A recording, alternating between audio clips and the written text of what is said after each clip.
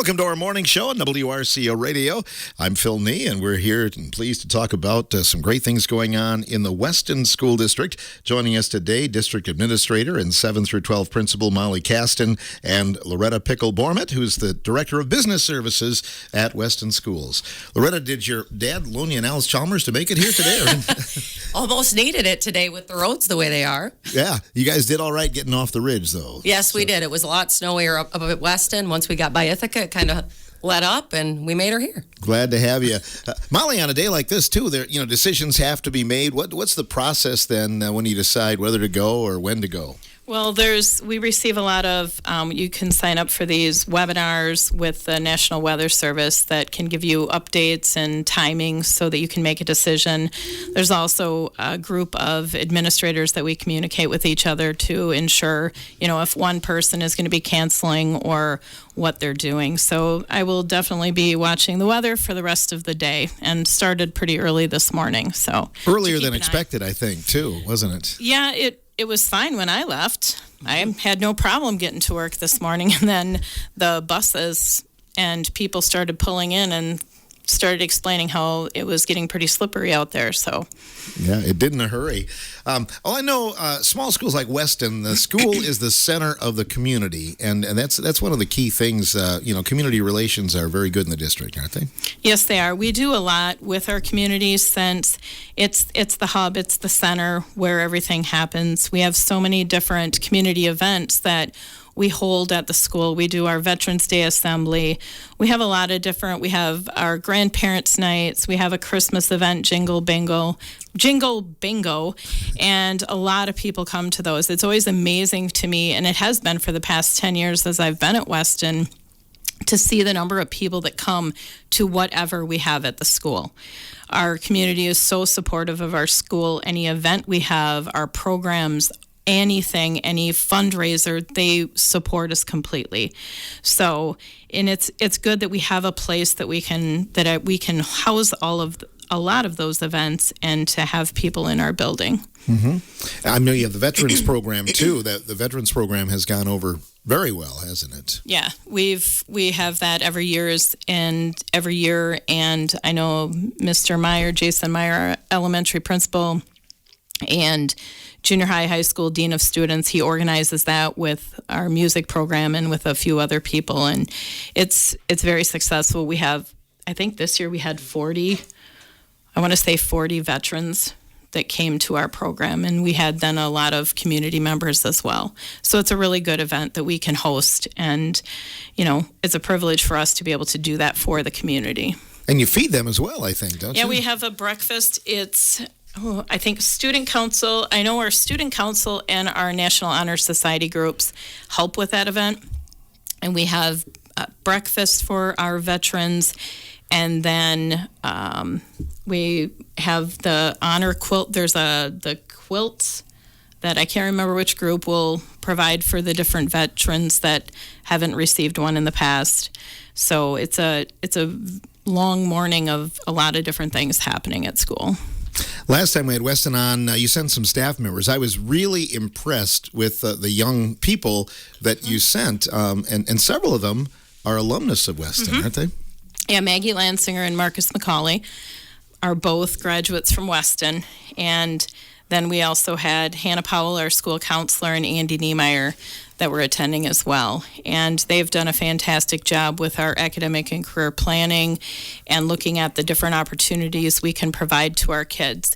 They came the week before we had one of our big events for our academic and career planning, which the 2 days before Thanksgiving, those days it's hard to plan academically, a lot of different things. And so what we've done for the past 4 years is we do mock interviews and job shadows with our high school, and our junior high students go to school visits. They do MATC or UW Platteville in Baraboo and do some school visits those days. So it's a good time to take advantage of those shortened days and use them productively. And we had that day, we had all of our kids were there for the most part, which is something that in the past we worried about. When we first started doing this, we thought, well, kids aren't going to show up. And in the beginning, we didn't have all students showing up because they're like, well, it's not an important time. Well, it is. These job shadows, mock interviews, learning these skills is really important. And this year, we only had a couple of students that weren't able to make it. And they were on family trips or, had already prearranged, but they ended up making it up. So, and our students, we did hear back from, I think, all of the the people that were doing the mock interviews that said this was the best group of kids they had seen, how much they've improved over the past few years. So every year having that practice of doing those interviews is really good for kids. All about life skills, and that's a skill you're going to need. Yep. Yeah, absolutely.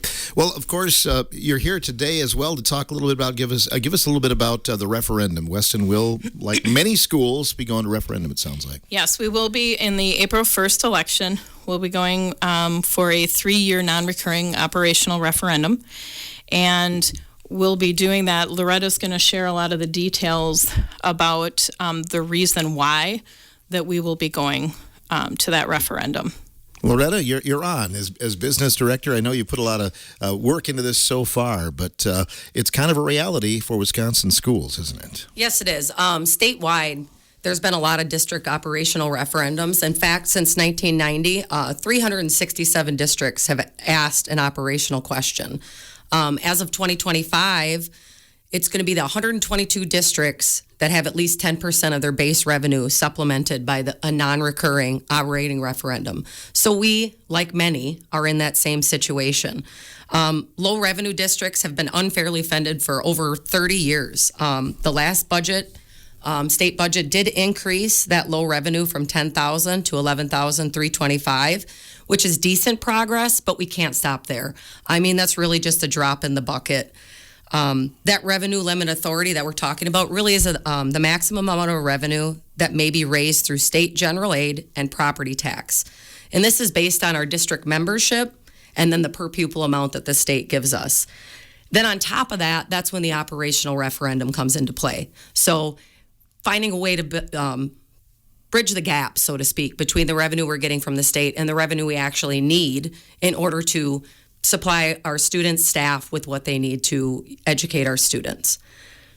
When was the last time Weston went to referendum, Loretta? 4 years ago. 4 years, okay. So you're looking at in the spring election then? Yes, for April. April of 2025 is when we're going. And so we've gotten to this need because for 2 years in a row, the state gave school districts a zero increase in the state imposed revenue limits. Well, as we know, during this inflationary time, right, if we look at our own budgets as individuals, we've seen expenses go up dramatically, groceries specifically, utilities, other types of things like that, and our salary hasn't followed suit. Well, a school district is no different. We've seen a lot of increases in our costs, specifically insurance, salary, and benefits has been, is a huge part of a school's budget. Our people are our most important asset. In order to maintain the staff that we have, that we love, that is really good to our students, we need to fairly, compensate them as well. So keeping up with that is a little bit difficult. And so looking at operating referendum to continue to have that great staff that we love at Weston. The district, certainly it's a close-knit community. I don't know if you have the families that you used to have, 5 or 6 family members coming from farms, and things like that. It probably would have been a no-brainer years ago. Is it more difficult in this era to look at something like this and hoping that it passes? It is a lot more difficult. Our enrollment has been steadily declining. And actually, that's not just a Weston issue. That's a statewide issue as well. Many districts are seeing declining enrollment. And so because your revenue is based on that enrollment, anytime you decline, you're in a difficult situation. We definitely don't have the big farm families that we used to have. And in fact, having Amish in our area has been an impact on that as well. But really, I think our families, even though our enrollment is dipping, really do support our community-based school, right? Like Molly mentioned earlier, our district really is the hub of our community. And in the past, our taxpayers have shown a wealth of support for our district. So looking for that to continue. Okay. And are you going to be out with community meetings and things like that then in the coming months? Yes. We hope that community members are paying attention to our Weston Weekly and our website. There will be information coming out, but starting in January, we will have town hall meetings. We will also have a meeting at the school to discuss in detail what this operational referendum will look like specifically. What about numbers, enrollment numbers? What are the projections for the next few years, Loretta? Well, our enrollment has dropped by about 30 students in the past 5 years. We're on a decline, and so probably in the next 5 years, we'll drop probably about that number, about 30 students again. It's all a guessing game at this point, but unfortunately, rural schools are just shrinking. And so I guess the main thing is making sure we're meeting every student's need, even if we are in declining enrollment. And the need for that operational referendum really comes, even if you lose 30 kids, it's not going to change how we're educating or what we're doing at our school. We still are going to need similar staff. We're looking to increase efficiencies across the board, and there might be some slight changes or adjustments we need to make, but we still need to educate those students. And I think continue to treat our students and staff like a family and family-based, and that's why I love it there. And I think that's why our community really continues to thrive and support us, because we are small enough to where every student has a name and a face. And likely we know their parents and their parents know us. I mean, for me, having graduated from Weston and have always worked at Weston, actually, this is my 22nd year with the district, I really look at every staff member, every student, and I think about the value they bring to not only our district, but our community, and really finding a way to support all students, staff, and our community members. What can we do and what we can continue to do to build a brighter future for everyone? You're getting some good education for the students. I know that. And I know recently, you've had some recent graduates that have gone on and done some really nice things too, don't you? Yes, you actually bringing that up. I just want to highlight Sadie Keller. I know you talked about ACP before and some of the programs that we offer. And so getting out and doing youth apprenticeship and things like that, we're really looking to heighten that going into the next school year. Sadie Keller was one of my former students, and she's working for the Minnesota Twins. So, I mean, just amazing things happening. There's a lot of other students who are doing great things, former students as well, but she's just one that I like to highlight because I will never forget her freshman year, her coming to me and telling me, I'm going to work for a Major League Baseball team. And she's doing it. Mm-hmm. She did. I remember coming here because she job shadowed and we did a little apprenticeship with her. And after my first meeting, I'm thinking I could learn from her more than she can learn from me. So, yeah, just an amazing young woman, that's for sure. But you graduated from there. Yes, I did. The tradition runs deep, doesn't it? It sure does. I tend to say this a lot about my parents. They blessed me and cursed me with this loyalty piece. I would say I just love Weston. There's been times where, maybe things have went up or down, but at the end of the day, Weston is where I belong. It's my heart. I'm really thinking that our community feels the same way. That's why many people have thrived there and stayed there through the years. I can think of some of my former students who are starting families and live in the district and really looking forward to things in the future for their children. So if the community keeps supporting us, I think the district is going to keep doing great things for their kids. You and I talked a lot of times over the years about sports. We love to talk sports. And I recall those days when your teams were meeting up with Ron Donahoe's teams at Ithaca. And now we're looking at the possibility of some cooperation there, maybe more than we are, with Ithaca. Those things are, I think that's a bright future there, don't you? I would 100% agree. I think that it's becoming more and more statewide again, right, where rural schools are looking for someone to hold hands with, a cooperative partner, so that we can continue to offer programs that were, maybe had a lot more students because of enrollment, but now we're somewhat struggling. And, basketball is definitely near and dear to my heart, having coached there at Weston for 16 years. And I think, a Weston Ithaca co-op could be very successful. I can think of many years actually where both of us were low on numbers and great teams, and man, what a powerhouse we would have been if we were combined. So I think that's something that can definitely, happen in the future. And we're very much looking forward to getting back to giving our girls athletes some more opportunities by cooperating, partnering with Ithaca. And I think both communities realize that that's the future. If you're going to keep on and keep the program strong as they are, right? It sure is. I mean, like we've kind of talked about, it's declining enrollment everywhere. And in order to maintain good, solid programs, partnering up is going to be great. Highlighting the Weston Ithaca Wrestling Co-op, that's been extremely successful. I can't drop all of the titles that they have won, and whether that conference championships or whatnot, but they've just had a wealth of success. And I think that co-op has really set the tone for future co-ops moving forward. And track as well, because I know Weston did not offer track before, but when you've got the co-op going, you've got a lot of athletes that have been a part of that as well. Exactly. Yep, we have track, and maybe even looking forward to cross country as well. So a lot of good opportunities coming for these athletes. Molly, as you listen to the conversation, anything you want to add with what Loretta and I talked about? Well, just, thinking about with our community, one of the things that we also give back with our community that we provide to help grow and strengthen our community is our 4K program. Our 4K program we offer is our students attend all day, every day. And we made the decision to move to that a couple of years ago because we knew that the benefit of a quality early childhood preschool program, you see those benefits not necessarily in their education throughout their K-12 education, but it's their post-high school outcomes that they have. They have better employment. They are more likely to graduate, less incarceration. All those different things that we want from everybody are what you get from a quality early childhood preschool program. And so in our area, our families don't have a lot of options for preschool in our location. So preschool, there are some offered in neighboring districts and they're private preschools that there, of course, is a cost to it. So it's an equity thing that all students should be provided with a quality early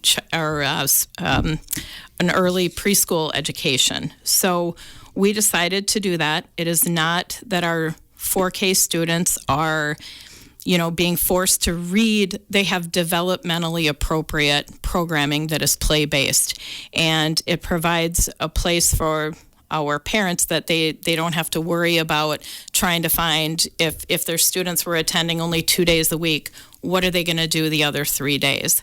So we made that decision because we had seen patterns in the past where sometimes parents were opting to open enroll their students into a district where they were working because it was more convenient to take them to where they were at, to be able to have them in the school there and have daycare if they needed. So that was a trend we were seeing, and we wanted to reverse that because sometimes our open enrollment numbers, when we look at those students, several of them are students that never came to our school. So once they started 4K somewhere else, they stayed there. So we want to keep our students that we have in our district, and we want to provide that quality preschool for all students. And so it's giving to the community because we do not get funded for each preschool student because 4K is considered preschool.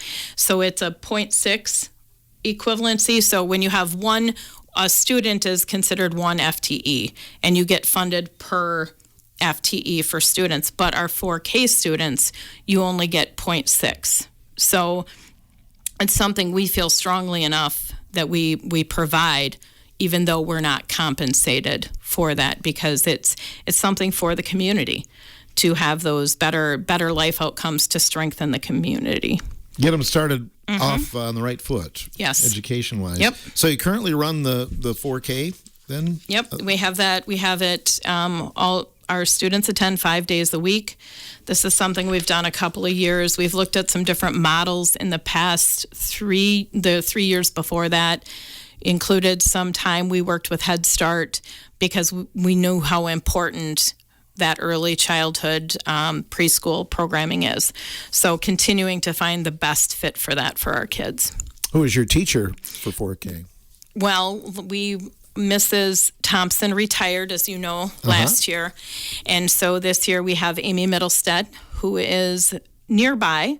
She is from Reedsburg, and she's in her first year of teaching 4K, though she's had over 20 years of experience working in a preschool programming, private preschool programming. So our students are very lucky. They have we still have a quality program that's being provided for them. It's hard to believe that almost a whole semester has gone by.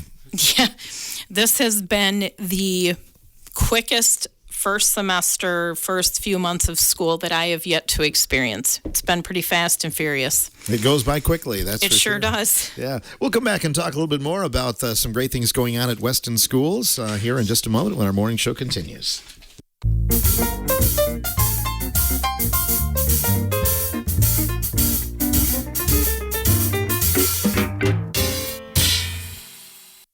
We're talking with our friends from Weston Schools on today's edition of the Morning Show from WRCO. Molly Caston in the studio along with Loretta Pickle-Burmett. And we're talking about the upcoming school year, the rest of the school year, and a referendum coming up in the spring as well.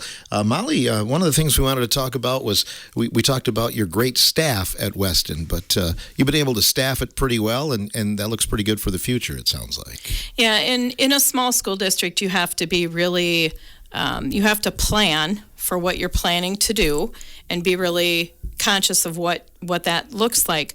But you also have to be very flexible because people can move. To work in our district, there's no straight drive to Weston really from anywhere. And there's not a lot of places for housing for people to move to Weston. So when we have staff, we do have staff that if they're not somebody that lives in our district already or is from the district, we have an amount of staff that are coming and going throughout the years. And it's difficult to sometimes retain because if they find something closer to home, we have those types of turnover. And so we do have to be flexible in how we staff. And over the years, we've had to adjust, have different staff be dual licensed in different areas. Also with declining student numbers, there's not the need. When you have 300 students, you have a different need than when you have 250 students. And you have to look at that and readjust. When I first came to Weston in 2015-16, we had 2 art teachers that covered the district. Well, that now we have 1. There's not the need. Also 2 high school science teachers. We have 1. So some of those things we have to continually be flexible with and adjust. I know there's been a lot of talk recently about the difficulty with getting licensed teachers because so many people are leaving. There's some people that are leaving education and people are retiring and a lot of different things going on in education. But that struggle to find teachers is something we experienced 5 to 8 years ago and is something that's continuing with, everyone else is experiencing that now as well. So having to get teachers licensed in a certain content area, coming with a license with stipulation, or having a teacher that comes to us that has experience in a technical area to get them licensed. So we have to be really flexible with what different ways we're going to have to get a person licensed with what their education is. And so we've been working on that for several years to make sure we have a full licensed staff. Tell me about your subs, because you got a pretty good pool to pick from there, don't you? Yes, that's something we've been working on the past several years. Again, another trend of the past couple of years in education that everyone's hearing about is the difficulty with substitute staff. Well, we've experienced that for the longer. We've had that problem. But what we did last year, Gary Sifstad had an idea to have teachers that had a lifetime license. So this is someone that is more than likely a retired staff that has a lifetime license. They would make more than a typical substitute. And what that did is that has brought in several retired teachers. So we're fortunate. We have 5 retired teachers that come to Weston to sub. And 5 doesn't seem like a lot, but we have 25 teachers in our district. So 5 teachers for us is quite a bit. And those teachers that come in, 3 of them are former Weston teachers. So we have Dale Hinker subbing. Marianne Rothering just came in this the past month, I think, is when she started. Larry Villiard, he's back, and he is actually there. Actually, these guys, I think most of them are here today at school. Larry Villiard. We also have Ken Thied from Richland Center, which that was something I was really, really pleased to bring him in last year because he was my teacher, and I know how great he always was, and it was great to bring him into Weston so he could see, the school I'm at and what it's like. And then also we have Janet Jeffers she's from Brookwood, but she's doing some subbing in the area. But they come with a ton of experience. And now when we have a substitute in the building, it is not like it was 2 to 3 years ago where, the kids sometimes, I know this might be hard to believe, when there's a substitute in the classroom, things can sometimes get a little bit more loose and chaotic. But, kids tend to not do that with Ken Thied, and they don't do that with Dale Hinker either. Probably not. Or Larryville, any of those, and they all have the experience to handle that. And so most of them sub in our junior high and high school classes.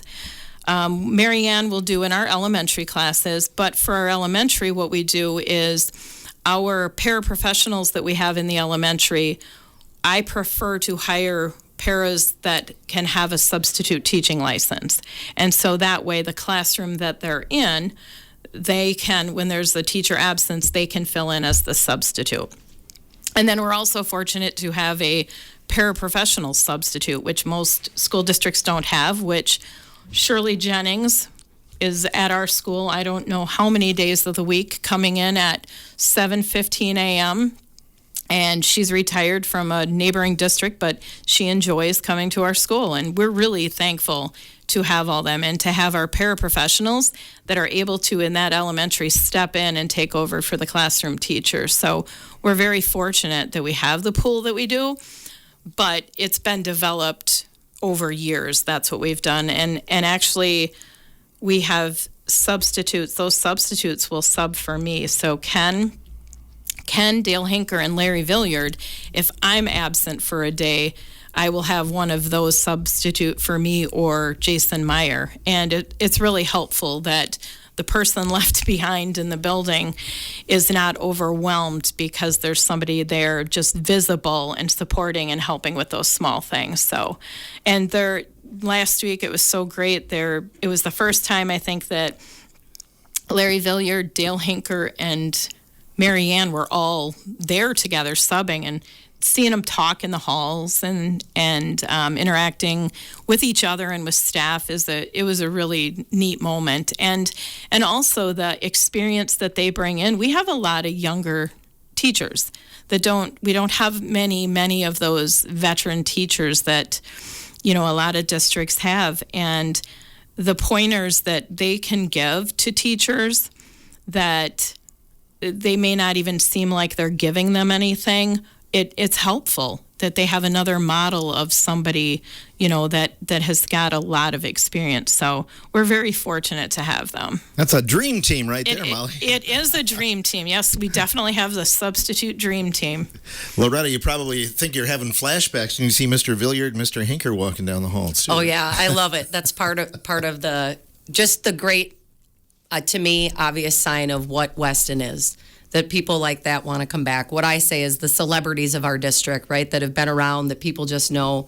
Larry Villiard just makes me think of my childhood when my older siblings were in sports and athletics, and to see him come back and be so happy to be back is great, along with Dale and Marianne and the others. Ken, it's just nice to see them. I mean, Ken had to put up with me for a long time as an athlete, and then maybe as a coach a little bit, so it's nice to see them. Yeah, no doubt about it. As we talked this week, certainly in the news, the Abundant Life tragedy in Madison, the shooting at that school, and unfortunately that's a part of Weston history. And as we look back on that time, that was a trying time, but I think about the resiliency of the Weston District, Loretta, at that time. Yes. Unfortunately, it's a reality for today's schools, and that safety is so extremely important to our districts. We have, a number of staff that were a part of that incident and were there when that all went down, and the things they were able to do that day and moving forward to help our students and staff grieve, recover, and then get back to where we are today. The changes that we made in our district to help ensure that we were safer than prior to the incident, we ensure that all doors are now locked. We have a scan system to let our guests in. We actually also have a new safety feature that when a guest does enter the office, we actually enter their information and do like a quick background check or look for anything that might draw a red flag. So, moving forward and trying to take steps to ensure that our students, our staff are safe. And again, like you mentioned, resiliency. There are many members of staff that were there that day and took great actions to ensure the safety of our students. And they continue to work in safety positions to this day to help ensure we can hopefully avoid something like that happening. But as we know, it's a statewide issue. And, as we talk about operational referendums and the lack of revenue, I think that's a statewide issue as well. We need to address the safety of schools. And the state budget needs to look at how can we ensure that all schools have the funding to ensure that they have safe entrances and the safety measures we can take in place. I know we can't protect all, but that takes a lot of funding to set up some of those safety measures. So hopefully at the state level, we're taking a look at this, unfortunate situation for many schools. Indeed. I think about how you bounced back, and then, you had a run to state and girls basketball, and, things just, kind of went in the right direction then, didn't they? Yes, they did. And I think, again, that comes from our community and the warmth that they bring, the support that they bring. I've talked about the district kind of being like family, right? And we really do put our arms around each other and support each other. And, that state run was such an amazing experience. There were people, who just graduated from Weston to come and support me and our team and the success that we were having. It was so cool to hear the number of people that said, hey, I watched the game, or, I tuned into the radio, or I actually made the trip to Madison, because we were fortunate enough to play at the Kohl Center when we made it to state. So that was pretty neat too. Just having that family base, the support, the resiliency, I think is what has gotten us to where we are now and is going to be a huge part of our future as well. Indeed. So there obviously is a need. That's kind of the sad but true statement for a lot of schools, isn't it? That is very true. So as I talked about before, operational referendums are kind of statewide. I mean, it's rural schools, it's schools in wealthier districts. It's not just small districts going to these operational referendums. Coming off our last operational referendum, we also had a capital projects referendum the last time. So 4 years ago, we're coming off a double. And just highlighting some of those things that we did. So with the capital projects, we were able to improve our high school gym, new flooring around the high school area, and just, kind of a facelift, for lack of a better way of putting it. Add some logos, add some eagles around, Weston Pride, some things that I really think helps build that culture and work on things. And so now going into operational, so continuing to support some of that facelift and those improvements that we did by maintaining our facility and maintaining those changes. And so when you're considering going to referendum, you have two options, operational and capital, kind of as we explained. The last referendum, we decided we really needed both. This time, going back to the taxpayers, we're really looking at just operational. And so that operational gives us the ability to go over our current revenue limit and to earmark to maintain, right? And so we're talking about staffing, benefit programs, curriculum, that type of thing. Really the need to be able to continue to provide for our students and our community. That came about due to this, the state not taking action and putting more revenue into public schools. And so with no inflationary increases to the revenue limit, we're approximately $3,000 behind per pupil where we should be if you added in inflationary increases. And so because of that, we are in the need for an operational referendum. Once we've identified that we need that operational referendum, we have two options, non-recurring versus recurring. So a recurring referendum basically sets up that new limit forever. So you find that number of the referendum, and you've now increased it by that much. Non-recurring, there's a sunset to that, so there's an end date. The reason that we're going with non-recurring is really it allows us to have a really good picture of what the next few years look like, rather than just picking a number and hoping it's going to work forever, right? Because as we all know, costs continue to change over time. We don't know what the state biennium budget's going to do. There's a lot of optimism that the state budget is going to really reach out and help public schools, but we don't know that yet. And so going to non-recurring really allows us to ensure we're tightening our belts, we're looking at what do we need, we're being fiscally and financially responsible, and it allows us to look at a budget in a shorter term. So by going to 3-year, we know that the amount we're going to the taxpayers for is going to get us through that 3 years, and then we can reassess and then look at what is the new need and having the information we need to make good decisions rather than making our best guess at what those amounts need to be. So facility-wise, building-wise, you're pretty good at this point then. Yes, we are. Like I said, we've made so many great improvements. I mean, if you're, in the Weston District and you haven't got into the building to see the changes, we strongly encourage you, come to a game, come to a community event.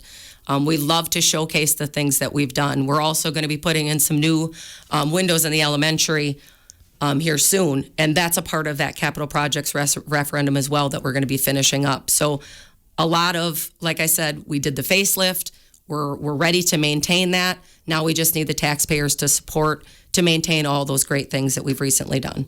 You talked a little bit about it, but the mill rate, that's a big thing that district residents need to look at as well, right? That's right, yep. So over time, our mill rate has fluctuated somewhat. We have been, as much as $11.50 at one point, all the way down to, $9 and less. And so in 23-24, we were looking at a $9.90 mill rate. In this current year, we're at $9.27.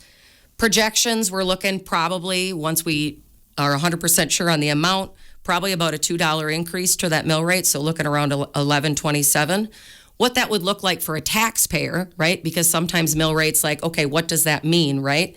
Well, what that looks like for a taxpayer is we're talking about on every $1,000. And so if we're talking a $2 increase, we're looking at roughly a $200 increase to your taxes for somebody with a $100,000 home. $400 if you're at about $200,000, and for a $400,000, you're looking at about $800 on your taxes. So once we get closer to pinpointing that, we'll know. But, not too major of an impact overall. Free and reduced lunch, too, is another subject. Do you have any numbers that in terms of the number of students in your district? The last time that I knew that number, we were around the 40 to 50% range. Mm-hmm. And so we are in a situation where, we have kids that have needs. We've actually done the CEP program this last year where we were able to offer both free lunch and breakfast to our students. We're hoping to be able to continue that, but if not, the free and reduced lunch does help support that as well. Okay.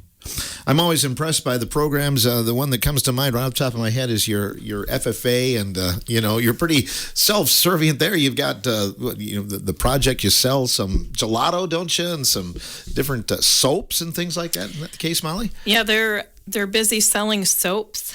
That is a collaboration with our sheep project and some of our ag courses.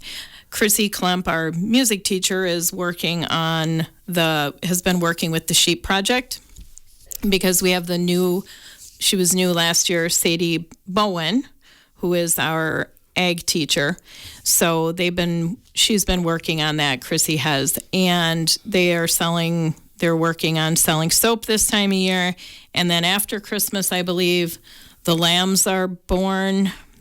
Because we have lambs all over the building sometimes, it's kind of interesting to all of a sudden you'll hear a lamb, what is it, bleeding, or what is it? Blatting. Whatever lambs do, they're doing it in the halls, and you can hear little baby sheep all over the building. And so that's the time then we start they're milking after that, and there's several students that come in very early to take care of the sheep. Once they have to take care of the lambing, they have to take care of milking when that comes. Obviously, I know nothing about sheep, okay? I mean, other than they're white furry creatures. And then they also have to do the process with the processing for the gelato. So it's a lot of work that is put into that by our students and by our staff that's led by Chrissy Klump. So the kids enjoy it, and it's a neat project that's unique to Weston. And some of the money comes back to, for other expenses in the classroom and things like that too, right? Yes, and also funding the things that they do and the equipment that they've had to purchase for what they're doing. So it's like I say, very unique. Anything else you wanted to add today about some things we've talked about, Molly? We're working on, as I had talked to you back when I was in here in August, we talked about the strategic planning that I was working on with my leadership team, which is Loretta and Jason Meyer included, and then also developing that further with our staff that I worked on that at the beginning of it was actually in the summer when I first started, developing with all of our staff, finding out, working on our mission, our vision, our beliefs, and then took that process as we worked with that and took that to the school board with the assistance of Jamie Nutter from CISA 3 to help facilitate that so that we can create a solid strategic plan for our district. And that strategic plan will help with all the decisions that we have to make, in that if it's not something that's a goal of ours, that helps, when you're looking at what you're going to be purchasing or the things that you're going to be doing or the initiatives that you're going to have, they need to fit with your plan. And so that plan should be finalized by January or February for the next couple of years, and we'll have that to work on. And then after that, we'll have to start working on the plan for the next 3 years. You're always looking ahead. Yeah, aren't you? You got to plan. Oh, yeah, always planning ahead. No doubt. I know Weston's very active with its alumni group as well. Are you a part of that, Loretta? I actually am not. I guess I wear too many hats right now. Now, I support them, but I'm not actually active with that group. They have done so many things, though, specifically the new sound system in our high school gym. So when we redid all of that, they supported us and added a sound system and a way for us to present. And now we actually do our elementary Christmas concerts and things like that in that gym because of what they've done to help update that. And I know they do a Hall of Fame during your homecoming festivities too, don't they? Yes, they do, which is a great way to highlight some of those alumni that have come through and done great things, whether that's through athletics or through something they've done in their careers to become successful. Is tomorrow the last day before the Christmas break, Molly? Yes, it is. All right. And then we're back. January. Mm-hmm. Oh my gosh, are we January 2nd or 3rd? January 2nd. I believe. Okay. Don't have the calendar in front of me. It's coming up. So yeah, we have after New Year's Day. There's Thursday and Friday, and I know we come back for that. Okay, Loretta. Yeah, I just want to highlight one more thing. So I just want to say that, as I said earlier about the feel of Weston's family, having grown up as a Durst and having that strong family, I guess the way we get together in huge groups and do things, having that feel and at Weston has been a reason that I've stayed there, and I think it's a reason that our community continues to support us. And so I just want to acknowledge to those out there listening that, many of our voters in our district don't currently have children attending the school, right? But they probably have been a part of a community event that we've done, or their children graduated from there, or maybe they were even a part of the school. And just really hoping that even though their children aren't attending, they can remember those heartwarming things that I do and why I'm still there, and support our current generation and future generations by, getting out and supporting our operational referendum. Wonderful. You've been great guests again. Thank you. Thanks for coming in, Molly. Thank you. The best to you this holiday season. Thank you. Molly Caston, District Administrator and 7 through 12 Principal at Weston Schools, and Loretta Pickle-Bormett, Director of Business Services.